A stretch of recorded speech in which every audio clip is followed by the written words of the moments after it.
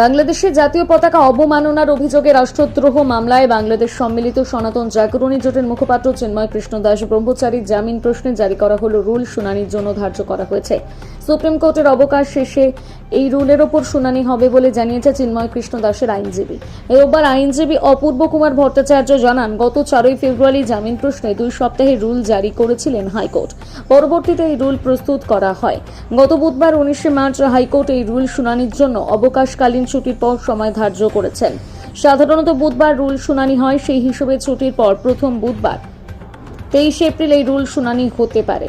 উল্লেখ্য, 19 April supreme কোর্টের অবকাশকালীন ছুটি শেষ হবে। গত বছরের 31 অক্টোবর নগরের চাঁদগাঁও মাহরা ওয়ার্ড বিএনপি সাধারণ সম্পাদক ফিরোজ খান বাদী হয়ে কোতোয়ালি থানায় চিন্ময় কৃষ্ণ দাস ব্রহ্মচারী সহ 19 জনের বিরুদ্ধে রাষ্ট্রদ্রোহের অভিযোগে মামলা করেন। এই মামলায় চিন্ময় কৃষ্ণ সহ কয়েকজনকে গ্রেপ্তার করা হয়েছে।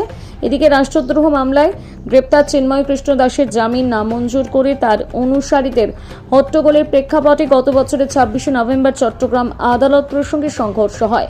এই সময় আইনজীবী সাইফুল ইসলামকে পিটিয়ে এবং কুপিয়ে হত্যা করা হয়। এতে জড়িত থাকার অভিযোগে প্রায় 2 ডজন আসামিকে গ্রেপ্তার করা হয়েছে। গত 2রা জানুয়ারি এই মামলায় চট্টগ্রাম মহানগর দায়রা জজ তার জামিন আবেদন খারিজ করে আদেশ দেয়।